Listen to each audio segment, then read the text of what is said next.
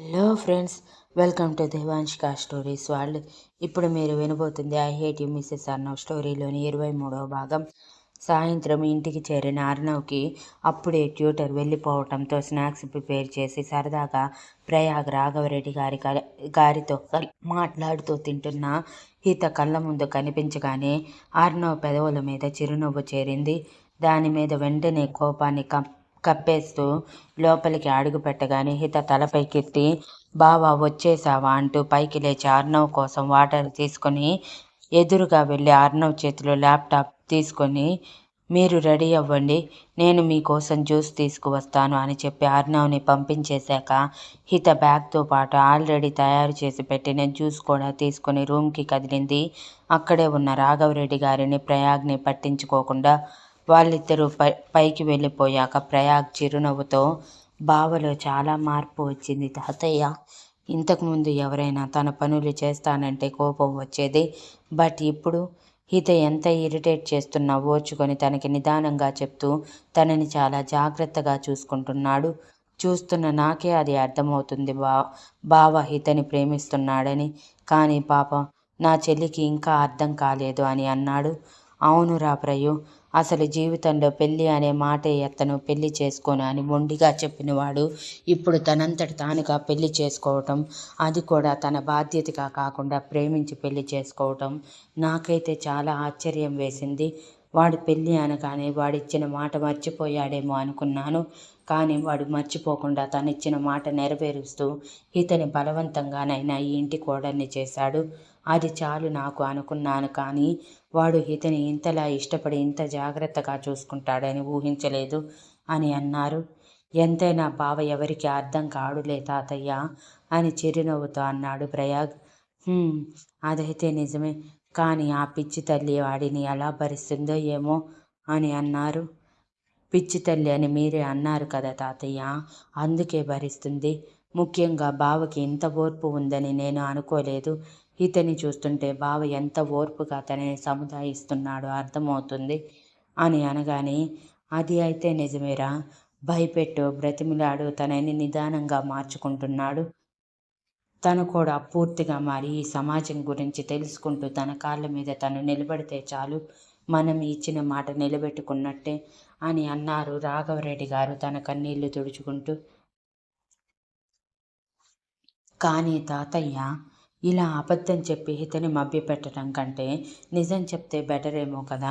రేపు ఎప్పుడైనా హితకి నిజం తెలిసాక జరిగింది తట్టుకోలేక బావ మీద కానీ మీ మీద కానీ కోపం పెంచుకొని మీ నుంచి దూరంగా వెళ్తే ఎలా తాతయ్య అని అన్నాడు ప్రయాగ్. అదే అర్థం కావట్లేదురా. అలా అని నిజం చెప్తే లోకం తెలియని పిల్ల ఇప్పుడే మన నుంచి దూరంగా వెళ్తుందేమోనని భయం వేసి వాడు ఏం చేస్తున్నా సైలెంట్గా ఉన్నాను అని అన్నారు రాఘవరెడ్డి గారు. ఏమోలే తాతయ్య, ఏది జరిగినా నేనైతే నా చెల్లెలికి తోడుగానే ఉంటాను అని అన్నాడు ప్రయాగ్. నేను కూడా లేరా పడవా అంటూ మాటల్లో పడిపోయారు ఇద్దరు.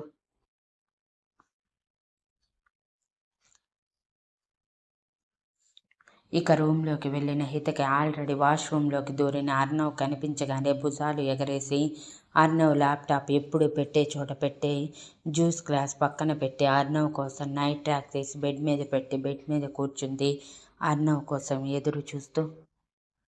అర్నవ్ బయటికి వచ్చి తనని చూడగానే లేచి నిలబడి తలదించుకున్న హితని తను తీసి పెట్టిన నైట్ ట్రాక్ వేసుకొని, ఎలా ఉంది స్టడీస్, బాగానే చెప్తున్నారా, నీకు బాగానే అర్థమవుతున్నాయా, ఏమైనా డౌట్స్ ఉన్నాయా అని డ్రెస్అప్ అవుతూనే అడిగాడు. హిత తలదించే, అర్థమవుతున్నాయి బావా, చాలా బాగా చెప్తున్నారు అని అంది. అర్నవ్ సరే అంటూ హిత తీసుకువచ్చిన జ్యూస్ తాగేసి, ఇక పద కిందకు వెళ్దాం, మన కోసం తాతయ్య వాళ్ళు చూస్తూ ఉంటారు అని చెప్పి హిత భుజం చుట్టూ చేయి వేసి తనని తీసుకుని కిందకు వెళ్ళిన అర్నవ్ రాఘవరెడ్డి గారితో మాటల్లో పడిపోయాడు. హిత సైలెంట్గా అర్నవ్ కోసం స్నాక్స్ తీసుకువచ్చి ఇచ్చి ప్రయాగ్ పక్కనే కూర్చుంది. అప్పటికే రాఘవరెడ్డి గారికి ప్రయాగ్కి స్నాక్స్ ఇచ్చేయటంతో ఇక మాటల్లో మాటగా ప్రయాగ్ మరో వారం రోజుల్లో అమెరికా వెళ్ళిపోతాను అనగానే హిత బాధగా, అప్పుడే నా అన్నయ్య వచ్చి కనీసం 2 రోజులు కూడా కాలేదు, ఉండొచ్చు కదా అని అడిగింది.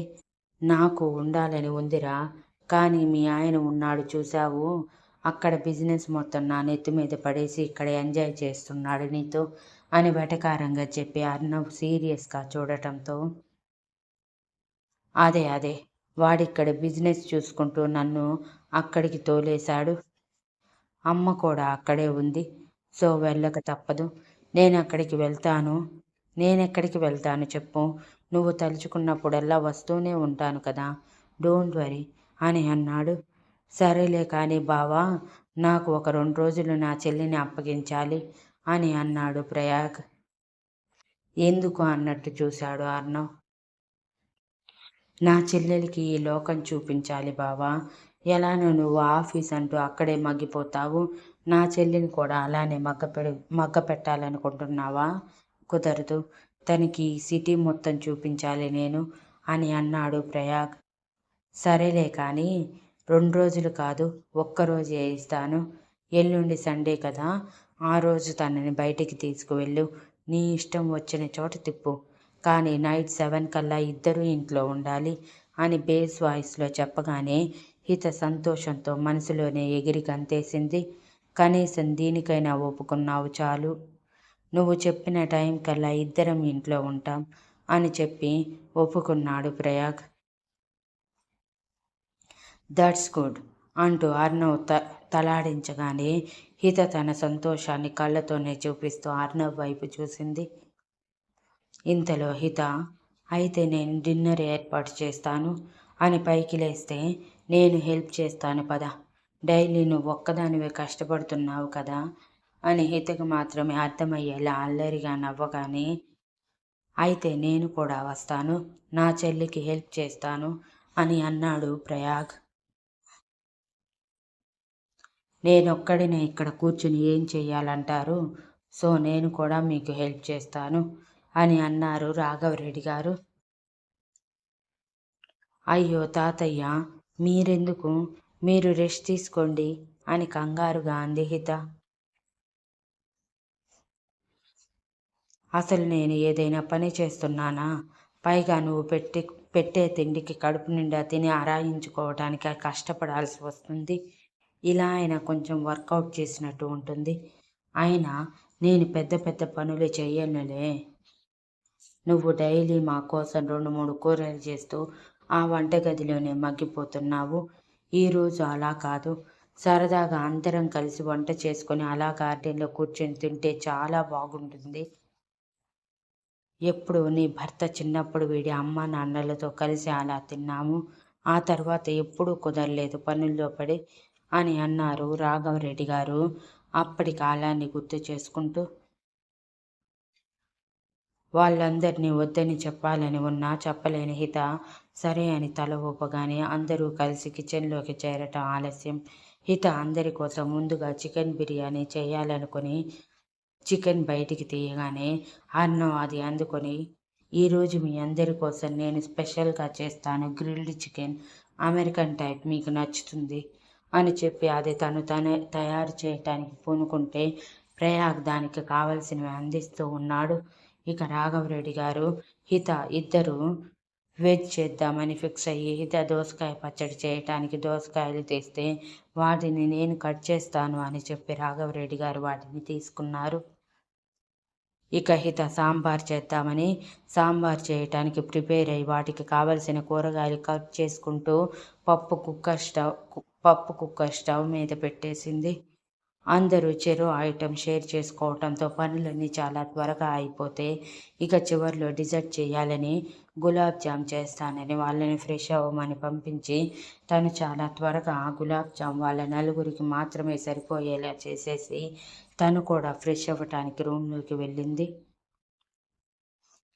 హిత రూమ్లోకి వెళ్ళేసరికి అర్ణవ్ బాల్కనీలో నిలబడి ఫోన్ మాట్లాడుతూ ఉండటంతో హిత త్వరగా తన శారీ తీసుకొని వాష్రూమ్లోకి దూరింది. కాల్ మాట్లాడుతూ రూమ్లోకి చూసిన అర్ణవ్ హిత శారీ తీసుకొని వెళ్ళటం చూసి చిలిపి నవ్వు పెదవుల్లో చేరితే తన ఐడియా ఇంప్లిమెంట్ చేయాలని ఫిక్స్ అయ్యి తన ఫోన్ కాల్ తర్వాత త్వరగా ఎండ్ చేసి హిత బయటికి వచ్చే సమయం కోసం ఎదురు చూస్తూ ఉన్నాడు. హిత ఫ్రెష్ అయ్యి జాకెట్ శారీ పెట్టికోట్ వేసుకొని శారీ డ్రెస్సింగ్ రూమ్లో పెట్టుకోవటానికి బయటికి రాగానే ఎదురుగా బెడ్ మీద ఫోన్ చూసుకుంటున్న అర్ణవ్ కనిపించగానే కంగారుగా త్వరగా డ్రెస్సింగ్ రూమ్లోకి వెళ్ళబోయిన హితని గమనించి ఆగు అని అన్నాడు. భయంగా చీరని చుట్టుకొని ఆగిపోయిన హిత తలదించి అర్ణవ్కి ఆపోజిట్ సైడ్ నిలబడితే ఇలా రా అని పిలవటంతో వణుకుతున్న గొంతుతో అది శారీ కట్టుకొని వస్తాను బావా అని చెప్తే ముందు నువ్వురా అని సీరియస్గా చెప్పటంతో హిత భయపడి చీరని గట్టిగా పట్టుకొని అర్ణవ్ ఎదురుగా నిలబడగానే చీరలాగి ఈరోజు నేనే నీకు శారీ కడతాను, నాకు తెలియాలి కదా శారీ ఎలా కట్టుకుంటారు అనేది, ఫ్యూచర్లో చాలా ఉపయోగపడుతుంది అని సీరియస్గా ఫేస్ పెట్టి అన్నాడు. కానీ మాటల్లో మాత్రం అల్లరి తగ్గలేదు. అర్ణవ్ మాటల్లో సీరియస్నెస్ మాత్రమే అర్థం చేసుకున్న హిత భయంగా తలదించి తన గుండెలకి చేతులను అడ్డం పెట్టుకొని వద్దు బావా నేనే కట్టుకుంటాను, నీకు ఎప్పటికీ చీర కట్టే అవసరం రానివ్వను, ప్లీజ్ నా చీర ఇచ్చేవా అని వణుకుతున్న గొంతుతో అడిగింది. అర్ణవ్ నో అంటూ పైకి లేచి నిలబడి నేను ఒక్కసారి డిసైడ్ అయితే నీ మాట కాదు కదా, నా మాట నేనే వినను, సో నోరు మూసుకొని స్టడీగా నిలబడి చీర ఎలా కట్టాలో నాకు చెప్తూ ఉండు, నేను కట్టేస్తాను అని చెప్పి చీర చేతిలోకి తీసుకోగానే హిత భయపడి వణికిపోతూ అది కాదు బావా, చీర కట్టడం ఈజీ కాదు, ప్లీజ్ ఒక్కసారి నేను కట్టుకుంటాను, ఈ ఒక్కసారికి నన్ను వదిలేవా అని అడిగింది. సరే అర్థమైపోయింది నువ్వు చెప్పమని, నువ్వు చెప్పకపోయినా నాకు చెప్పేవాళ్ళు లేరనుకున్నావా అని ఫోన్ చేసి యూట్యూబ్లో సారీ ఎలా క్షణాల్లో వీడియో ఓపెన్ చేసి ఒకసారి క్లారిటీగా మొత్తం చూశాక వచ్చేసింది. దీనికి ఏదో భూకంపం వచ్చినట్టు తీసుకొచ్చినట్టు ఎక్స్ప్రెషన్ పెట్టావా అని విసుగ్గా చెప్పి గుండెలకి అడ్డంగా పెట్టుకున్న చేతులు తీయగానే హిత కంగారుగా బావా అని పిలిచింది. అరవకుండా కుదురుగా నిలబడి త్వరగా అయిపోతుంది, లేదంటే ఎంత టైం పడుతుందో కూడా తెలియదు, అసలే నేను దీనిలో పర్ఫెక్ట్ కూడా కాదు అని అరిచి మరోసారి హిత చేతులని గుండెల మీద నుంచి తీయగానే ఇక అర్ణవ్ వినేలా లేడని భయంగా కళ్ళు గట్టిగా మూసుకుంటే తన ఎక్స్ప్రెషన్ గమనిస్తూనే చీర కట్టడం మొదలుపెట్టాడు. మొదటి వేసిన కుచ్చిళ్ళు తీసేసి మరోసారి వేసి ఈసారి కూడా సరిగా రాక మరోసారి అలా దాదాపు 5 సార్లు తీసేశాక హిత కళ్ళు తెరిచి చెప్పాను కదా బావా నీకు రాదని అని అంది చిరునవ్వుతో. లేదు, నాకు రానిదంటూ ఏదీ ఉండకూడదు, రాకపోతే నేర్చుకుంటాను, నువ్వు నోరు మూసుకో అని చెప్పి ఈసారి కాన్సన్ట్రేషన్ చేసి శారీ కట్టడం మొదలుపెట్టారు.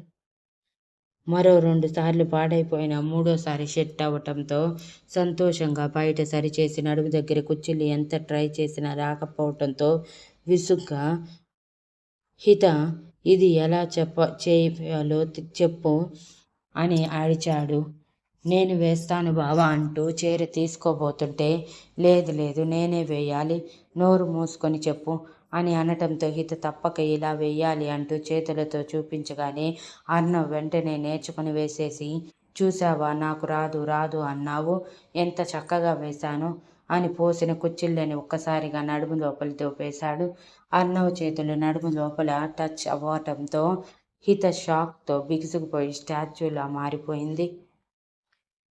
హిత అలా బిగుసుకుపోగానే అర్ణవ్ నవ్వుకుంటూ మోకాళ్ళ మీదకి జారిపోయి హిత నాభిని మునిపంటితో లాగగానే బావా ఏం చేస్తున్నారు మీరు అని అంటూ హిత కోతిలా ఎగిరినట్టు ఒక్క జంప్లో వెనక్కి ఎగిరి నిలబడితే అర్ణవ్ ఒక్కసారిగా ముందుకి పడిపోయాడు బ్యాలెన్స్ తప్పి.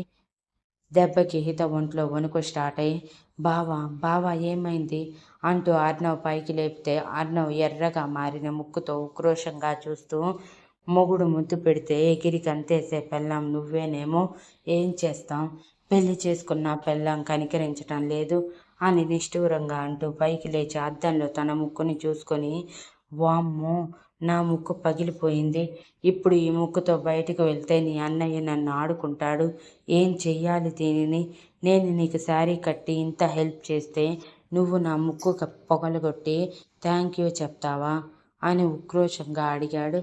అప్పటికే హిత ఏడ్చేస్తూ క్షమించండి బావా, చూసుకోలేదు, ఇలా జరుగుతుందని అనుకోలేదు, తెలిసి ఉంటే ఖచ్చితంగా మీరు ఏం చేస్తున్నా సైలెంట్గా ఉండేదాన్ని అని అనగానే అర్జున్ తల కొట్టుకొని ఇలా రా అని పిలిచాడు. హీత ఏడుస్తూనే అర్ణవ్ దగ్గరికి వెళ్ళి, మీరు ఐస్ గడ్డలు పెట్టారు కదా, నా చెంపలు వాచినప్పుడు అలా నేను మీ ముక్కుకు పెట్టనా, తగ్గుతుందేమో అని ముక్కు ఎకబిలిస్తూ అంది. అవసరం లేదు, జస్ట్ అలా ఒక ముద్దు పెట్టు, నా దెబ్బకి నా నొప్పి ఎరుపు మొత్తం తగ్గిపోతాయి అని అర్ణవ్ కిందకి వంగగానే హిత ఆలోచించకుండా అర్ణవ్ ముక్కు మీద ముద్దు పెట్టి, తగ్గిందా బావా అని అమాయకంగా అడిగింది. ఇక్కడ కాదు, ఇక్కడ ముద్దు పెట్టు అంటూ గడ్డం చూపిస్తూ వచ్చిన అవకాశాన్ని వదులుకోలేని అర్ణవ్ అల్లరి స్టార్ట్ చేస్తే అది తెలుసుకోలేని హిత అర్ణవ్ గడ్డం మీద ముద్దు పెట్టి, ఇప్పుడు అంటే 2 బుగ్గలు చూపించి వాటి మీద కూడా ముద్దు పెట్టించుకున్నాక నుదురు కూడా చూపించగానే హిత ముద్దు పెట్టేసి, ఇప్పటికైనా తగ్గిందా బావా అని కన్నీళ్లు ఆపుకుంటూ అడిగింది. లేదు, ఫైనల్గా ఇక్కడ ముద్దు పెట్టు, తగ్గిపోతుంది అని పెదవుల మీద వేలు పెట్టి చూపించుకుంటే అనగానే హిత షేక్ అయినట్టు ఎక్స్ప్రెషన్ ఇచ్చి, వామ్మో అక్కడ అని అరిచింది. అవును ఇక్కడే, ఏం పెట్టవా అని సీరియస్గా చూడగానే పెట్టను అన్నట్టు హిత తల అడ్డంగా ఊపుతుంటే, ఇప్పటి వరకు పెట్టావుగా, ఇప్పుడేం రోగం వచ్చిందని పెట్టకపోవటానికి అని ఉక్రోషంగా అడుగుతూ, అదే నన్నడుగు, నువ్వు అడిగిన ప్రతి చోట ముద్దు పెడతాను, చూసావా నాది ఎంత మంచి మనసో, నీది మాత్రం బండరాయి, ఆ రాయిని అది కరిగి నాకు ముద్దు పెట్టేసరికి 1 యుగం గడిచిపోతుందేమో, ఇదంతా నాకెందుకు, నేను కిందకి వెళ్ళి తాతయ్యతో నీ మనవరాలు నన్ను కొట్టింది తాతయ్య అని చెప్తాను, అప్పుడు ఆయనే తీర్పు చెప్తారు అనగానే, బావా ప్లీజ్ అలా చేయకు, తాతయ్యకి కోపం వస్తుంది అని బ్రతిమలాడింది హిత. నో, నెవర్, కుదరదు, ముద్దు పెడితేనే నేను నిన్ను క్షమిస్తాను, అప్పుడే తాతయ్యకి ఏమీ తెలియకుండా చూస్తాను, లేదు నా నిర్ణయం కాదని బయటికి వెళ్తావా, ఈ బావ మీద నీకు కొంచెం కూడా ఇష్టం లేనట్టే అని ఫిక్స్ అయిపోతాను అని ఆడపిల్లలా మూతి ముడిచి అన్నాడు అర్ణవ్ ప్రవర్తనకి హితకి ముందు నుయ్యి వెనక గొయ్యిలా అనిపించటంతో ఏడుపు మొహం పెట్టి బావా అంటుంటే, నువ్వు ఎలా ఫేస్ పెట్టినా నేనైతే ఈసారి కరగను, నా ముద్దు నాకు కావాల్సిందే, ముద్దు పెట్టు, బయటికి వెళ్ళు, నా దగ్గర డీల్స్ మాత్రమే ఉంటాయి, సో డీల్ ఓకే అని అల్లరిగా అన్నాడు. హిత తప్పక సరే అని చెప్పి అర్ణవ్ దగ్గరగా జరిగి, ముందు నువ్వు కళ్ళు మూసుకో బావా అని అంది. ఎందుకు, కళ్ళు మూసుకుంటే పారిపోవటానికా అని వెటకారంగా అన్నాడు అర్ణవ్. లేదు బావా, ముద్దు పెడతాను, చెప్పాను కదా, చెప్పాక పెట్టేదే, ఈ హిత మాట మీద నిలబడుతుంది అని అనగానే అర్ణవ్ అనుమానంగానే కళ్ళు మూస్తే హిత వణుకుతున్న కాళ్ళతో అర్ణవ్ దగ్గరగా వెళ్ళి మునివేళ్ల మీద నిలబడి పెదవుల మీద తగలనట్టు తన పెదవులు తగిలించి అక్కడి నుంచి బయటికి పరిగెత్తగానే అర్ణవ్ టక్కున కళ్ళు తెరిచి, హేయ్ ఇది ముద్దా అని అరిచాడు. అప్పటికే రూమ్ దాటిన హితకి వినిపించేలా గట్టిగా, నా దృష్టిలో ముద్దే బావా అని కిలకిలా నవ్వుతూ వెళ్ళిపోగానే అర్ణవ్ నవ్వుకుంటూ, అమ్మయ్య, దీనినైతే డైవర్ట్ చేశాను చాలు, లేదంటే నైట్ అంతా నేను శారీ కట్టించే ఆలోచిస్తూ నా నుంచి దూరంగా ఉంటుంది, దీనికి బాగా అలవాటైపోయాను, ఇది దూరంగా ఉంటుంటే నా వల్ల అవ్వటం లేదు అని జుట్టు చెరుపుకొని నవ్వుకుంటూ కిందకి వచ్చాడు. అలా అందరూ డిన్నర్ చేశాక రాఘవరెడ్డి గారికి ఆల్రెడీ అలవాటైన టాబ్లెట్స్ కూడా ఇచ్చేశాక హిత మొత్తం సర్దేసి రూమ్కి వెళ్ళేసరికి అర్ణవ్ ల్యాప్టాప్తో కుస్తీ పడుతూ ఉండటంతో హిత బెడ్ మీద కూర్చుని, వర్క్ ఉందా బావా అని అడిగింది. హా హిత, చాలా ఉంది, నువ్వు పడుకో, నాకు లేట్ అవుతుంది అని అన్నాడు అర్ణవ్. హిత మూతి ముడిచి అర్ణవ్ పక్కన కూర్చుని, బావా నువ్వు మళ్ళీ ఎందుకు నన్ను హిత అని పిలుస్తున్నావు, హితు అని ప్రేమగా పిలవచ్చు కదా, నిన్నటికి నిన్న ఆకాశం అంత ప్రేమ కురిపించి ఈరోజు మళ్ళీ మొదటికి వచ్చావు, నాకు నచ్చటం లేదు బావా అని అంది.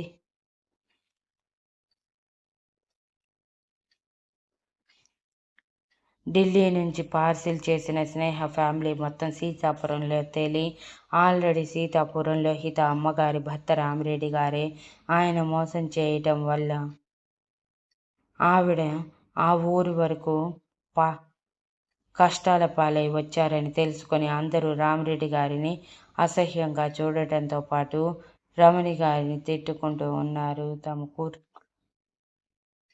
ఆవిడ వల్లే హిత అమ్మమ్మ తాతయ్య చనిపోయారని తెలిసి ఉండటంతో ఆ చూపులన్నీ గమనిస్తున్న రమణి గారు, స్నేహ, రామిరెడ్డి గారు ముగ్గురు కూడా అయోమయంగానే ఎందుకు వీళ్ళు ఇలా చూస్తున్నారో అనుకుంటూ వెళ్తూ ఉన్నారు. పైగా కారులో తీసుకువెళ్ళిన వాళ్ళని ఊరి పొలిమేర్ల దగ్గరే దింపి నడిపిస్తూ ఉండటంతో ఇటు రాఘవరెడ్డి గారికి అటు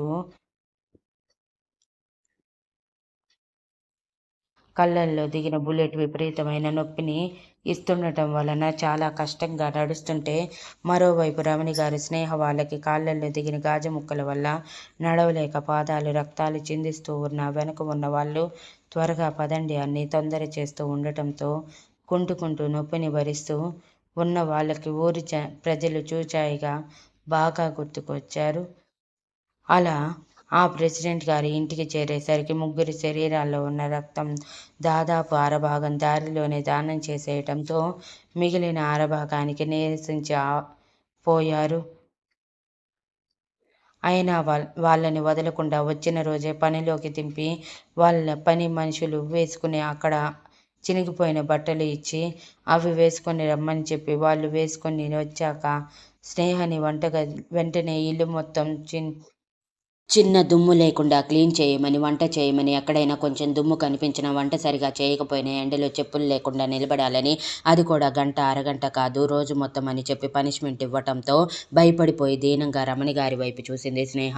నెక్స్ట్ రమణి గారి వైపు చూస్తూ, గొట్ల సావిట్లో చెత్త చెత్తగా ఉంది, మొత్తం క్లీన్ చేసి అక్కడే ఉండాలి, ఎప్పటికప్పుడు పశువులకి మేత వేస్తూ వాటిని జాగ్రత్తగా చూసుకుంటూ ఉండాలి, చిన్న మరక కూడా అక్కడ కనిపించకూడదు అని ఆవిడికి వర్క్ ఇచ్చేశాక రామిరెడ్డి గారి వైపు చూస్తూ, పొలానికి వెళ్ళు, అక్కడ ఏం చెయ్యాలో మా మనిషి చెప్తాడు అని రామిరెడ్డి గారిని పంపించేశారు. వచ్చిన రోజే నీరసంతో పనిలోకి దిగిన ముగ్గురు చాలా నిదానంగా పనులు చేసుకుంటూ ఉన్నారు.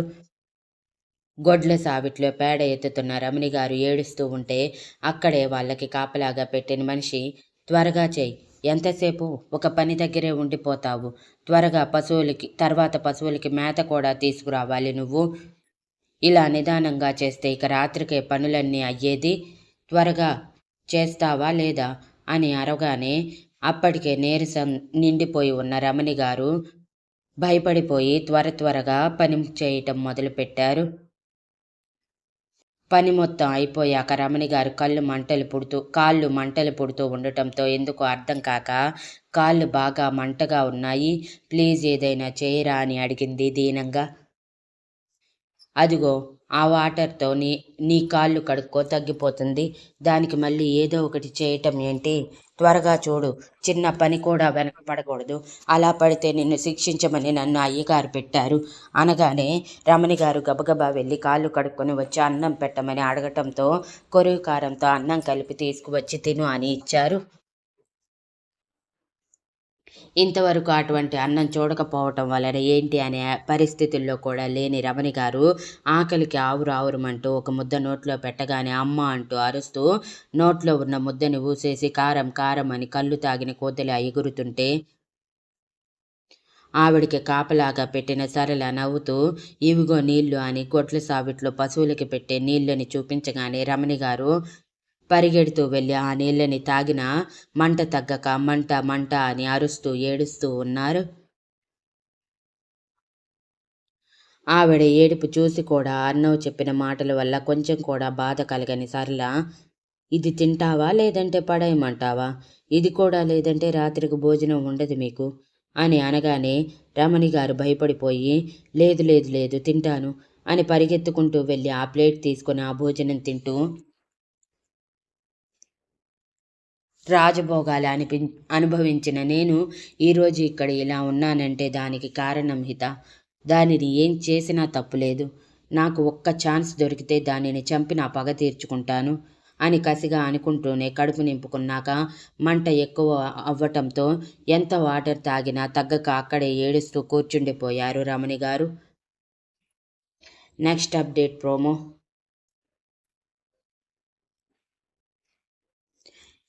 ఇల్లంతా కష్టంగా దులిపేసి వంటగదిలో వంట చేయటానికి చేరిన స్నేహ కాళ్ళ దగ్గర ఏదో పారాడినట్టు అనిపించటంతో ఏంటి అని చూసిన స్నేహకి పాము బుసలు కొడుతూ కనిపించగానే బిగుసుకుపోయి అరవలేక, అలా అని కదలలేక, పాముని చూస్తుంటే గుండె ఆగిన ఫీలింగ్ వచ్చి ఏం చెయ్యాలో అర్థం కాక ఏడుపుని గొంతులోనే ఆపుకొని పెదవులు పిగుబెట్టి నిలబడి ఉంది భయంతో చెమటలు చిందిస్తూ.